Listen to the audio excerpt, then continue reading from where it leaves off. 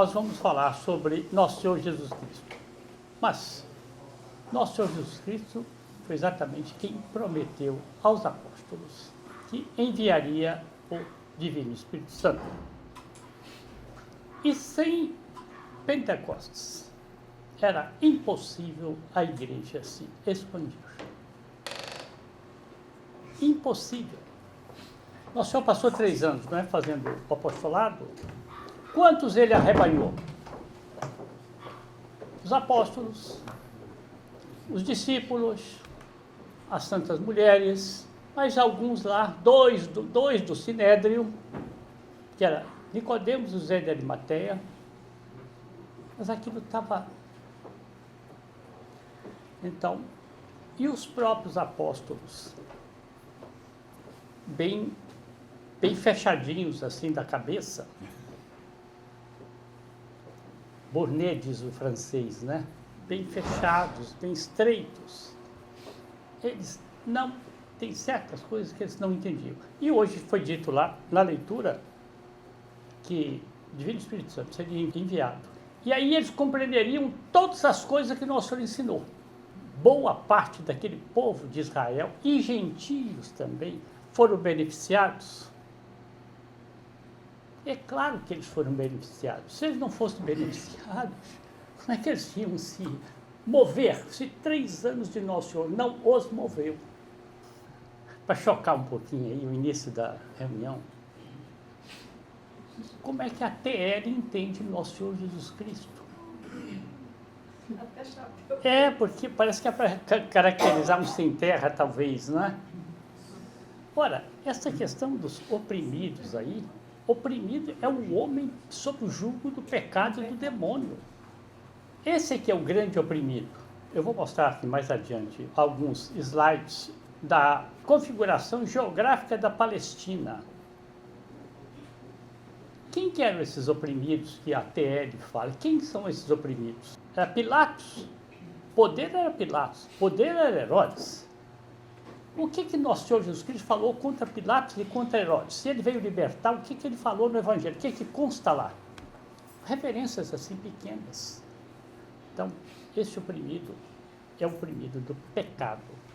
São os escravos, nós que estávamos sob a escravidão das consequências do pecado original. Então, Nosso Senhor Jesus Cristo não é o Nosso Senhor da TL. Nós temos também uma outra versão, talvez bem mais maléfica, bem mais capaz de nos deformar a alma, agora, com esse renascimento conservador, que é o sentimentalismo na piedade. Olhem essa foto aí. Seria o anjo consolando Nosso Senhor no Horto das Oliveiras, um anjo com um joelho ali meio debaixo do braço de Nosso Senhor. Quem imaginou isso aí? Quem descreve, quem lê a cena que Nosso Senhor está descrevendo, não, que Nosso Senhor não, de Nosso Senhor no Evangelho, descrita pelos evangelistas, o que tem de similitude com isso que está aí? Isso é imaginação, isso é uma narrativa, isso é uma caricatura. Nosso Senhor Jesus Cristo não é o Nosso Senhor sentimental. Se nós queremos seguir Nosso Senhor Jesus Cristo, nem vamos seguir TL, claro, mas não vamos seguir também essa visão sentimental.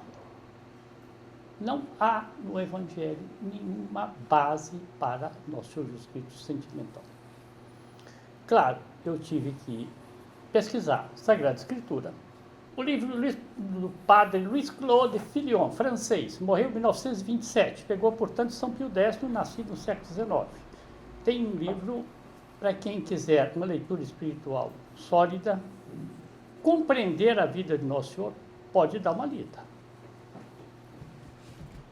Baseei também, aqui está um autor profano, leigo, William Thomas Walsh, americano, morreu mais ou menos por volta de 1950. Escreveu um dos melhores livros sobre a irmã Lúcia, sobre Fátima. Esteve com ela muitas vezes. Thomas Walsh escreveu um livro sobre o apóstolo São Pedro. Se alguém quer procura uma leitura de vida espiritual, não desdenhe. Não desdenhe.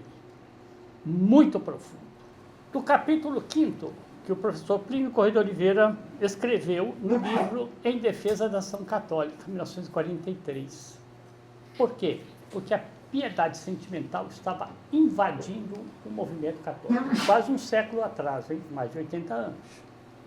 Ele, então, quando escreve o livro sobre os desvios da ação católica, o que é a verdadeira ação católica, ele complementa um título assim, sugestivo: a confirmação pelo Novo Testamento. Aí ele seleciona realmente uma série de passagens dos evangelistas para mostrar que nosso Senhor Jesus Cristo não era esse sentimental. Do Renan, o nome dele acho que era Joseph Ernest Renan, o sobrenome eu não sei, mas o Renan. Bem, romancista, entre outras coisas, Renan escreveu sobre nosso Senhor Jesus Cristo. É um verdadeiro blasfemo. Olha o que a expressão que ele usa aí. Meigo Rabi é mestre, o meigo mestre da Galileia. Então, é a versão de Nosso Senhor, água com açúcar, para o século XIX. Gente, vou repetir, nós estamos com um renascimento conservador. Não vamos pegar canoa furada, não. Não tem fundamento na Sagrada Escritura. E se não tem fundamento na doutrina da igreja, para que nós vamos entrar nesse barco aí? Doce Rabi da Galileia. Já começar que nosso Senhor Jesus Cristo não nasceu na Galileia. Nosso Senhor nasceu aonde? Belém de Judá. Ficava na Judéia. Dali é que ele foi depois para o Egito e, alertado pelo anjo, São José, ó, não vai para a Judéia, porque o filho de Herodes, que está reinando lá, já era o Herodes filho, um dos Herodes filhos, né? Esse vai para lá não, vai para Galileia, lá em cima. Aí ele foi lá para cima. Bem,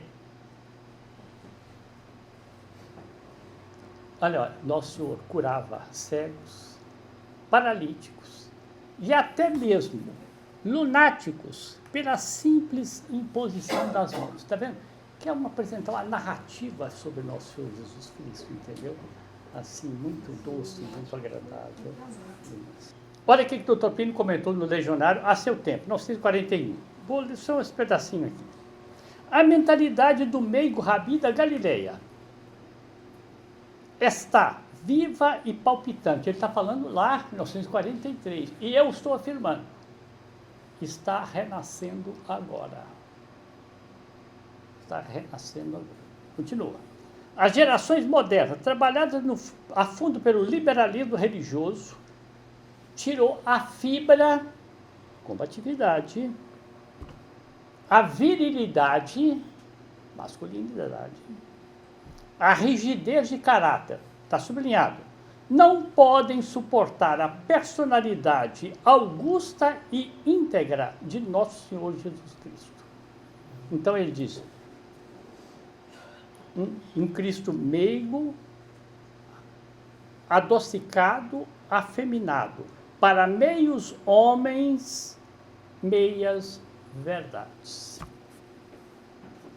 Então, vamos descartar aqui o doce Rabi da Galileia. Nós temos aqui um terceiro inimigo que está surgindo aí na frente. Eu acho que contra esse aqui vai ser preciso de uma cruzada. Nós temos aí o Guilherme que estuda aí artes, né, na nossa faculdade lá, na UFMG, está preparando um trabalho aí sobre o potencial da IA em deformar. Minha exposição não é sobre IA. nem é para demolir a IA. Qualquer, digamos assim, a ciência, a técnica, Deus é o autor lá de cima. Só que quando ele criou, ele colocou o homem com inteligência, vontade, sensibilidade, sabedoria, para fazer o quê? Para colocar a técnica a serviço dele, da salvação dele, não para ele ser escravo. Eu espero que nenhum dos senhores tenha tido a tentação. Eu sei que muita gente pode cair nessa tentação e pode achar que eu estou errado. Nós temos o Nosso Senhor do Santo Sudário, melhor imagem que nós temos de Nosso Senhor Jesus Cristo é o Santo Sudário, impresso milagrosamente. Né? Bem, e nós temos ali, do outro lado ali, já é um Jesus recomposto pela IA. Eu acho que nós deveríamos, hoje é festa do Divino Espírito Santo, pedir luzes muito especiais para nós sabermos distinguir o que é essa recomposição pela IA tem de defeituoso, de enganoso, de cilada. Eu não reconheço aí o meu Nosso Senhor Jesus Cristo adorável que eu recebi hoje, graças a Deus, na Eucaristia. Não é. Não é o Nosso Senhor do Evangelho. Esse aí pode representar um artista de cinema, e está muito bem. Uma coisa qualquer que vocês quiserem imaginar. Bem, minha palestra não é para contundir, para brigar com ninguém. É um alerta. Nós vamos enfrentar aí com a IA uma deformação muito séria que temos de ter critério. O Dr. Plínio publicou durante 20 e 30 anos a seção Ambientes, Costumes e Civilizações, comparando duas imagens. Você pode comparar o Nosso Senhor Jesus Cristo real, impresso pela própria providência, e uma caricatura que vai nos levar para onde? Na hora que chegar no juízo final, não te conheço. No juízo particular, não te conheço. Não te conheço. Bem, feita essa introdução, eu mostrei a melhor imagem, pintura, quer dizer, vamos chamar de pintura de Nosso Senhor, que é o Santo Sudário. A melhor descrição de Nosso Senhor Jesus Cristo, onde está? O Evangelho de São João. Que os padres progressistas tiraram do Novus Ordo. A missa aboliu o Evangelho de São João. O rito tridentino conserva. Por que aboliram, hein? Se é a melhor descrição que há de Nosso Senhor Jesus Cristo. Sem mácula, sem ruga nem mácula. Então, pegamos alguma coisinha aí. Nós ouvimos hoje lá. No princípio já existia o verbo. As traduções, você sabe, variam um pouquinho, né? O verbo estava com Deus e o verbo era Deus. Ele estava com Deus. Tudo começou a existir por meio dele e sem ele nada foi criado. Nele estava a vida e a vida era a luz dos homens. Então diz, a luz veio, resplandeceu e as trevas não aceitaram. Aqui tem o primeiro ponto do cerne da nossa palestra. Do cerne da nossa palestra. Que também foi alterado aí na forma do cânon, na fórmula do cânon, que dizia pro vobis et pro multis, para vós, apóstolos, e para muitos.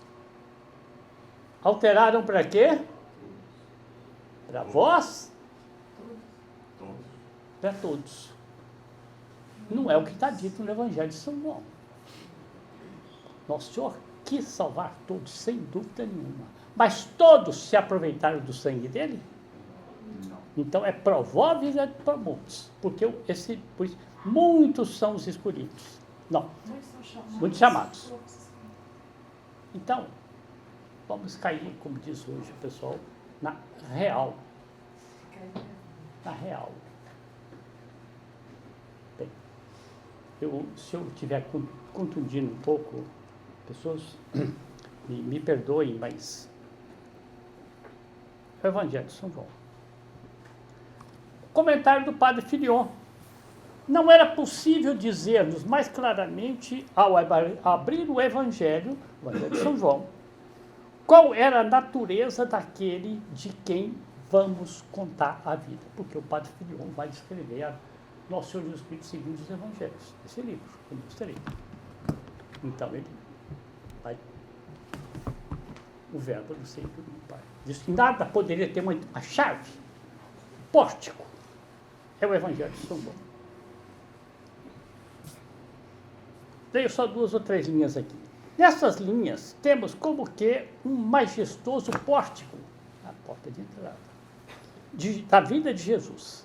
O evangelista São João diz-nos como o Verbo, o glorioso Filho do Pai, se faz homem por amor de nós, a fim de trazer a nossa pobre terra, envolta em espessas trevas e ameaçada de uma danação sem fim, porque, claro, se não tivesse redenção, o que seria?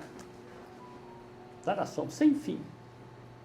A verdadeira vida, a verdadeira luz e a salvação. Bem, então, fica aí. Eu mostrei a melhor pintura que nós temos de Nosso Senhor, é o Santo Sudário. A melhor descrição que nós temos de Nosso Senhor é o Evangelho de São João.